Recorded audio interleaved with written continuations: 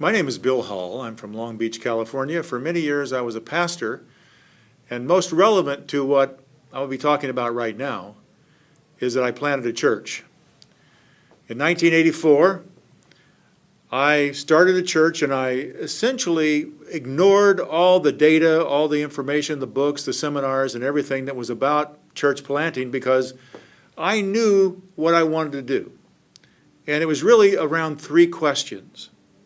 The first question that I thought was most important was, why bother with discipleship? If I'm going to make disciples, and that would be the focus here, essentially the product of my church would be disciples, followers of Christ, people who loved others and who lived for others. If that were to be the product, the goal, the objective, then why bother with it? The reason that I would bother with it is because it's the only thing that Christ authorized us to do, was make disciples. And that because disciples are the kind of people that are going to change the world and are going to reproduce and multiply. The second question was, what is a disciple? I mean, if you're going to make them, you should be able to define them. And I found a number of ways to describe it, but in Scripture, it tells us that a disciple is a person who converses with God through the Word and through prayer. That a disciple is a person who bears much fruit on a regular part of their life. A third thing is a disciple is lovingly obedient and responds to God in obedience as they become aware of how good God is. Fourthly, a disciple is somebody who has joy and contentment, a deep sense of well-being, not to be confused with happiness or circumstances.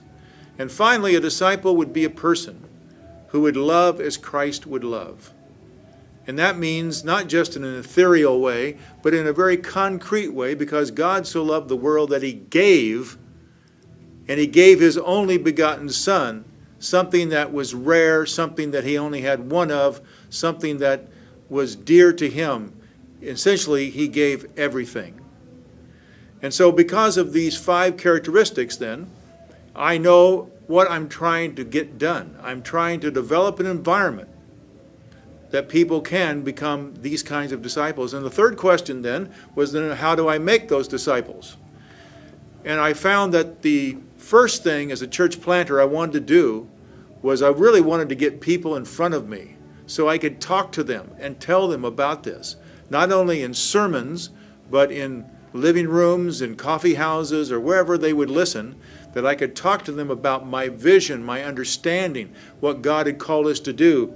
And then also, eventually, to have a master group, a group of people that I invited into my life that I could invest in. And like Jesus, start small, think big, and then be able to work with them over a period of time to where then they're ready to go out and do the same thing, because the leader's credo is do with them what you want them to do with others.